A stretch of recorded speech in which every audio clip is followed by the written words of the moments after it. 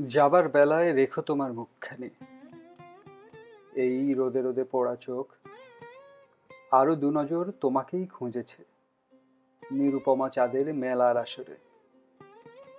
থেকে থেকে আরো ধীর হওয়া হাওয়া বয়ে গেছে এই রাতের বেসুমারে, নিবিড়ে নিবিড়ে অচিন বেহাগে তোমার থেকে তোমার কাছে থেমে থাকা, থেমে যাওয়া রাতের সুরের অহর্নিশের পাশে।